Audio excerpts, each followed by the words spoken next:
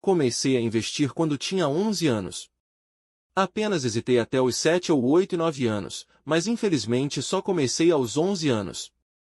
Comprei minhas primeiras ações quando tinha 11 anos e então experimentei um monte de coisas como cronometragem de ações e gráficos e fazer todas essas coisas malucas foi muito divertido, sem lucro, mas muito divertido e fiz isso até os 19 anos.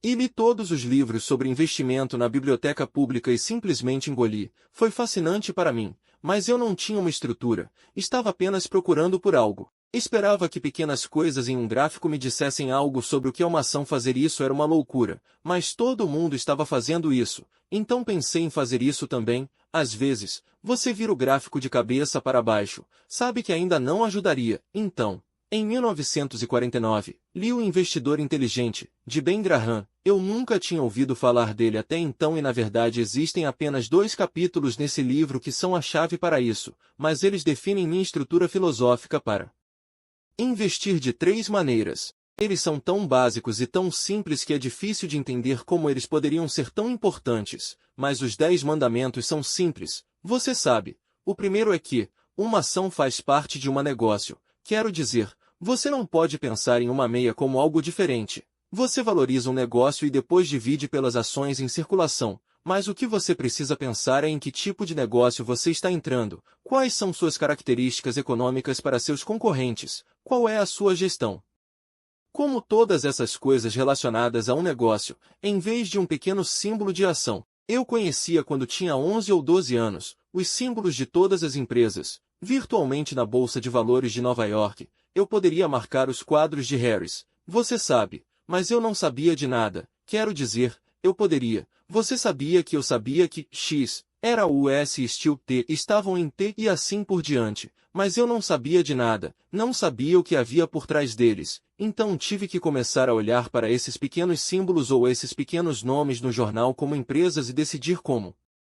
Você avalia um negócio. A segunda coisa que conta no livro é que Graham lhe dá um ponto de referência maravilhoso em termos de como o investidor deve reagir às flutuações do mercado de ações. Ele fala sobre seu mítico Senhor Mercado no capítulo 8a.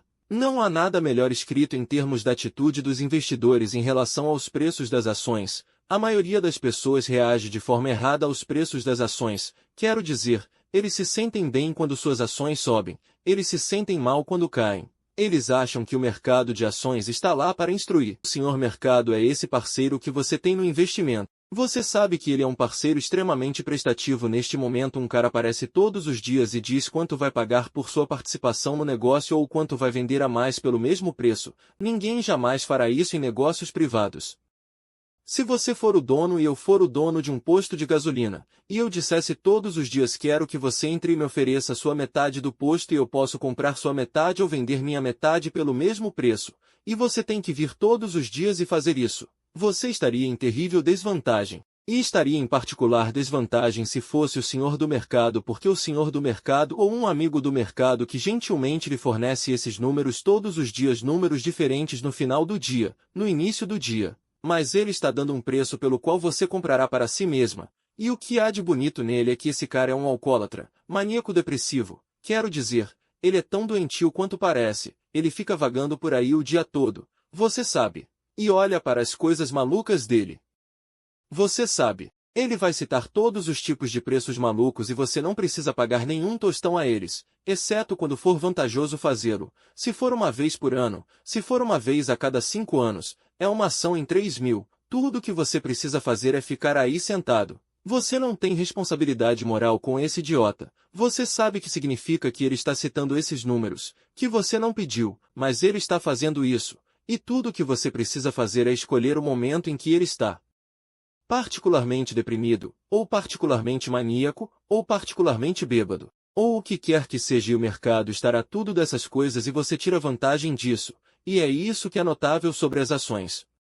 Se o que você pensa sobre isso é que se você olhar para os altos e baixos de todas essas empresas americanas no ano passado, você verá caso após caso, em que o máximo está 2 vezes abaixo agora. Isso é para empresas americanas sólidas que trabalham pagando pessoas, vendendo bens e assim por diante. Se você for olhar para terras agrícolas a 16 quilômetros daqui, não há nenhuma maneira no mundo de que o valor das terras agrícolas varie de X a 2X. Talvez não vá de X a 110x ou vice-versa. Se você olhar para um prédio de apartamentos perto daqui e calcular essencialmente prédios de apartamentos como esse ao longo de um ano, não mudará 10 vezes em um determinado ano. Mas aqui estão as melhores empresas americanas, e as pessoas apenas nomeiam esses números, que vão para todos os lugares, e você não precisa brincar, exceto quando quiser, isso é o importante, e é isso que Graham diz a você, o mercado não está lá para instruí-lo a dizer qualquer coisa. Os mercados estão lá basicamente para atendê-lo quando você quiser que ele o sirva. Você sabe que é uma das coisas mais importantes. Lembre-se, em ações é muito difícil de fazer, mas as pessoas têm todos esses sentimentos sobre isso. A ação não sabe que você a possui, você sabe que está sentado aí com esses certificados da Berkshire. A empresa nem sabe que você a possui. Você sabe que a ação não está sendo negociada agora e eles não sabem que você é o dono. Então não há sentimentos por você. Quero dizer, você tem todos esses sentimentos sobre isso, mas é apenas parte de um negócio. Se a Berkshire vale 75 mil vezes 1,5 milhão de ações, você sabe que aproximadamente 110 bilhões ou algo assim é um bom investimento. Se não for, é um péssimo investimento. Você sabe que você tem que valorizar o negócio e Graham, você sabe que é incrível, mas as pessoas não fazem isso em Wall Street. Você aposta que houve metas de preços ou esse tipo de coisa, mas não vê ninguém escrever um artigo que diz que aqui é a natureza deste negócio nos próximos 20 anos. Você sabe o que será que esse negócio deve vender, esqueça o valor pelo qual está vendendo. Na verdade, uma das coisas que sempre gosto de fazer quando estou olhando para investimentos gosto de olhar para ele sem saber o preço. Porque se você olhar o preço, ele automaticamente terá alguma influência sobre você. Se você apenas sentar com os relatórios, se eu tiver uma ideia sobre como procurar uma empresa e conseguir esses 10 mil e assim por diante, prefiro não saber o preço porque prefiro valorizá-lo sem saber o preço. Quando eu costumava apostar em cavalos quando era criança, uma das coisas que eu fazia era obter o formulário de corrida com antecedência e se houvessem 9 cavalos em uma corrida, diria, obviamente, que as probabilidades de cada um vencer a corrida deveriam somar 100%, quero dizer, um cavalo iria vencer a corrida na ausência de um empate, ou de todos eles caírem mortos na reta final. Então se analisasse o formulário de corrida, e eu olhasse para a terceira corrida em Realia, tentaria descobrir a porcentagem de chance de cada cavalo vencer a corrida e isso tinha que somar 100%, então eu compararia essas porcentagens com as probabilidades, mas antes de tudo, eu não olharia para as probabilidades, primeiro eu olharia para o desempenho passado e tudo mais. Primeiro, o mercado de ações é da mesma maneira. A terceira coisa no livro de Graham é segurança, não tenta cortar coisas tão perto. Não espere até que algo grite com você no mercado de ações. Com esses 3 princípios você pode construir todos os tipos de estruturas sobre isso, mas essa é a base. E se você tem isso em mente, e isso está no Investidor Inteligente, nunca encontrei nada que se compare remotamente com todos os 3, só que você não consegue se livrar de uma perna do banquinho de 3 pernas e ainda ter uma boa filosofia de investimento, mas eu diria que a coisa mais importante é olhar para um longo período e trabalhar com muito dinheiro. É entender o negócio. Apenas digamos, por exemplo, que você recebeu $1 milhão ou qualquer quantia que fosse necessário e você poderia dar uma olhada em Knoxville e você poderia comprar qualquer 3 empresas que você conheça, entre agora e daqui a uma semana. Empresas privadas que não negociam na bolsa ou qualquer coisa do tipo. Você tem uma semana para fazer isso, ou tem que devolver o dinheiro. O que você fará durante a próxima semana? Quero dizer, você pode dar uma olhada em todas essas empresas, algumas delas com as quais você está bastante familiarizado. Você pode até estar menos familiarizado com alguns que você conhece pela reputação, algumas delas você conhece a administração, algumas delas você sabe que conhece a situação competitiva delas. No que você estará pensando durante esse período de 7 dias? Como você realmente estará selecionando essas empresas? Você procura 3 empresas e não pode negociá-las depois de comprá-las. Você simplesmente será o dono pelo resto da sua vida. Você estará procurando empresas que tenham vantagem competitiva duradouras. Você não quer comprar uma franquia do Burger King só porque ninguém chegou a menos de 16 quilômetros dela. No entanto, porque você conhece o Wendy's e Donald's e todos eles estarão lá em breve, não é necessariamente quem está ganhando mais dinheiro agora. Você vai procurar algo com vantagem competitiva duradoura, você quer um negócio com algum tipo de fosso em torno disso. O capitalismo, por definição, É um sistema onde toda vez que alguém tem um castelo econômico, alguém virá atrás. É simplesmente da natureza. Se você abrir um restaurante que faz sucesso aqui na cidade, você sabe que alguém vai pegar seu cardápio e provavelmente pegar seu chefe, talvez corte seu preço, talvez ofereça um pouco mais de estacionamento, talvez seja melhor. Ok, seja lá o que quer dizer, o capitalismo consiste em ir atrás do castelo do outro cara. Se for esse o caso, você quer um castelo com um grande fosso ao redor. Há muitas maneiras de ligar o motor, algo que você poderia ter por proteção de patente, você poderia ter por localização em certas áreas. Quero dizer, se você tem algo na mente das pessoas como a Coca-Cola. 6 bilhões de pessoas no mundo, praticamente todas elas têm algo em mente sobre a Coca-Cola amplamente favoráveis. Eles não têm nada em mente sobre a Coca-Cola.